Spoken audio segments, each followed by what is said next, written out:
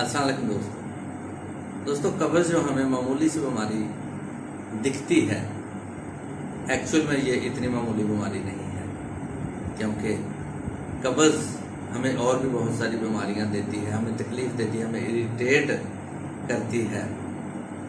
और बाज़ औक़ात तो ये हमें मामूली नज़र आती है, लेकिन बाज़ औक़ात ये हमारे लिए सीरियस बन जाती है। तो दोस्तों आज हम कब्ज़ के बारे में देखना चाहते हैं कि इसकी क्या वजूहात हैं। हम जो खुराक ले रहे होते हैं वो हमारे मुंह के रास्ते खुराक वाली नाली से सीधा हमारे मैदे में चली जाती है और हमारे मैदे में प्रोसेस करने के बाद वो खुराक छोटी आंत में चली जाती है और फिर छोटी आंत में वो प्रोसेस करती है। छोटी आंत के भी 3 पोर्शन होते हैं, पहले पोर्शन में प्रोसेस करती है, उसके बाद दूसरे में, फिर तीसरे में। तो वहाँ पर जब उसका प्रोसेस मुकम्मल हो जाता है तो उसकी जो ग़िज़ाइयत है, फाइबर है, कार्बोहाइड्रेट्स हैं, प्रोटीन है, इस तरह की चीज़ें वो सारी हमारे खून में शामिल हो जाती हैं और बाकी जो उसका वेस्टेज है वो सीधा बड़ी आंत में चला जाता है और बड़ी आंत में वो प्रोसेस करने के बाद एन उस जगह पर पहुंच जाती है जहां पर हमारा स्टूल रुकता है, यानी वो एनल रीजन में पहुंच जाती है।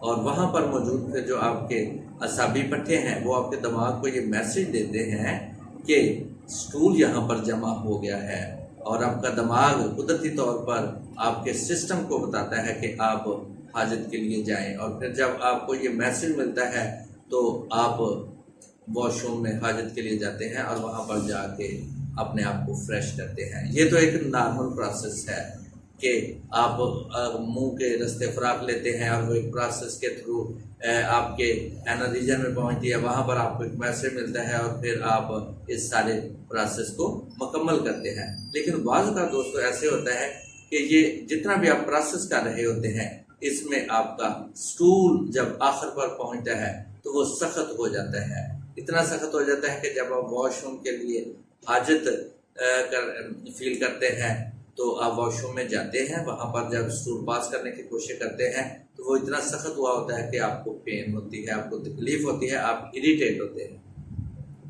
दोस्तों ऐसा क्यों होता है? इसकी चंद एक वजूहात है और ये वजूहात आज मैं आपको बताना चाहता हूँ। इसकी जो सबसे पहली वजह है वो ये है कि आप पानी का बहुत कम इस्तेमाल करते हैं।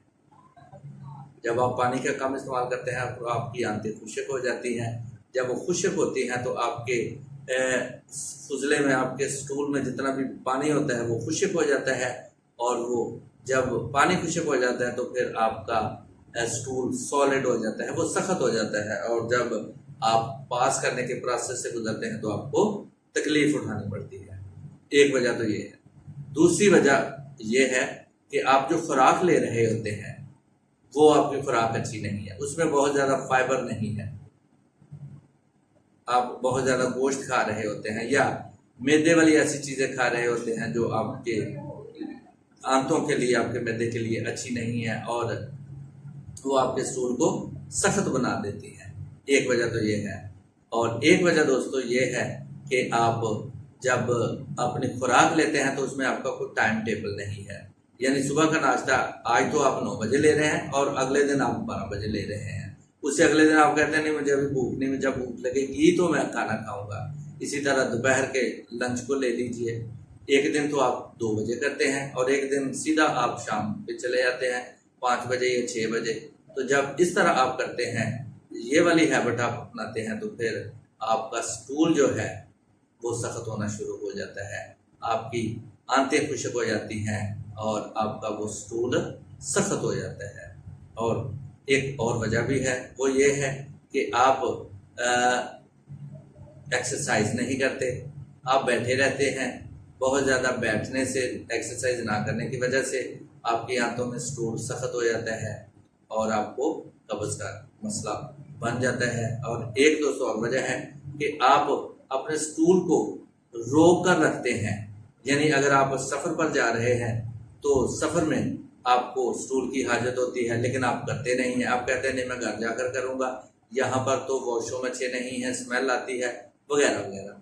इसके अलावा कुछ लोग ऑफिस में काम कर रहे होते हैं, ऑफिस के वॉशरूम उन्हें हरगिज़ पसंद नहीं होते और वो अपने स्टूल को रोक लेते हैं। वो कहते हैं जी मैं शाम को जब घर जाऊंगा तो स्टूल करूंगा, क्योंकि कुदरत ने आपको ये कुव्वत दी हुई है कि आप अपने स्टूल को रोक सकते हैं। और फिर जब ये अमल आप बार बार दोहराते हैं, इसके आदी हो जाते हैं, तो ये भी एक वजह आपकी कॉन्स्टिपेशन की बन जाती है। तो दोस्तों ये सारी चीज़ें हैं जो आपको कब्ज का शिकार करती हैं। तो दोस्तों आपने अपने लाइफस्टाइल को बेहतर करना है। अगर आप अपने लाइफस्टाइल को बेहतर करेंगे तो आपकी कब्ज ख़त्म हो जाएगी अगर आपको है, अगर नहीं है तो फिर होगी भी नहीं। अगर आपका लाइफस्टाइल बेहतर होगा तो इसके लिए आपको करना क्या है दोस्तों? करना आपको ये है कि आपने पानी का ज़्यादा इस्तेमाल करना है। आपको 8 से 10 गिलास रोजाना पानी लेने हैं। अगर आप ऐसा करते हैं तो फिर आपको कब्ज नहीं होगी, आपकी आंतें बैठ रहेंगी और आपका स्टूल जो है वो भी सॉफ्ट रहेगा, नरम रहेगा। इसके अलावा आपको एक्सरसाइज करनी होगी, आपको कोई गेम खेलनी होगी, आपको बैठकर ज़्यादा काम हरगिज नहीं करना होगा, आपको वॉक करनी होगी। अगर आप ऐसा भी करते हैं तो फिर भी आपको कब्ज नहीं होगी। और फिर आपने अपने खाने का एक टाइम टेबल बनाना है। आप अगर अच्छे टाइम टेबल को अपनाएंगे तो आपको कब्ज नहीं होगी। इसके अलावा दोस्तों आपने क्या करना है, फाइबर ज़्यादा मकदार में लेना है। फाइबर में क्या आ जाता है, सब्जियां आ जाती हैं, फ्रूट्स आ जाते हैं, बहुत ज़्यादा जूसेस आ जाते हैं और होल ग्रेन वीट आ जाती है और इस तरह की और बहुत सारी चीज़ें आ जाती हैं जो फाइबर में है। तो दोस्तों अगर आप ऐसा करते हैं तो फिर आपको कब्ज हरगिज नहीं होगी। अपने लाइफ स्टाइल को अगर आप बेहतर बना लेते हैं तो आपकी कब्ज ख़त्म हो जाएगी, आपको कब्ज होगी ही नहीं। और अगर आप वक्त पर उठते हैं, वक्त पर सोते हैं, अपनी खुराक का ख्याल रखते हैं, पानी का ज़्यादा इस्तेमाल करते हैं तो फिर आपको कब्ज नहीं होगी। तो दोस्तों अगर आपको कब्ज है और साथ कॉम्प्लिकेशंस भी हैं, आपके पेट में दर्द होती है या आपको मोशंस लग जाते हैं या आपके स्टूल जब आप करते हैं तो उसके साथ आपको सीवियर पेन होती है, साथ ब्लीडिंग होती है, अगर इस तरह के मसले मसाइल आपके साथ हैं तो फिर आपको डॉक्टर के पास ज़रूर जाना चाहिए। डॉक्टर को चेक ज़रूर करवाना चाहिए ताकि वो आपको बताए कि आपकी कब्ज के साथ आपको ये मसला है, कहीं आपको कोई ख़तरनाक बीमारी तो नहीं लग रही या आपका मसला सीवियर तो नहीं हो रहा। इसके लिए दोस्तों डॉक्टर को बताना बहुत ज़रूरी है। अगर आप अपने लाइफस्टाइल को बेहतर करने के बावजूद भी कब्ज का शिकार रहते हैं तो फिर आपको अपना चेकअप करवाना चाहिए, क्योंकि ये बाद में आपके लिए और कॉम्प्लिकेशन भी बना देती हैं जिससे आप परेशान होते हैं। मैं उम्मीद करता हूँ दोस्तों मेरी ये वीडियो आपने पसंद की है। अगर आप दोस्तों ने मेरी ये वीडियो पसंद की है तो इसे लाइक कीजिए, इसे शेयर कीजिए और इसे सब्सक्राइब करना हरगिज़ ना भूलिए। इसी के साथ आप सब दोस्तों से इजाज़त चाहता हूँ। अस्सलाम वालेकुम, अल्लाह।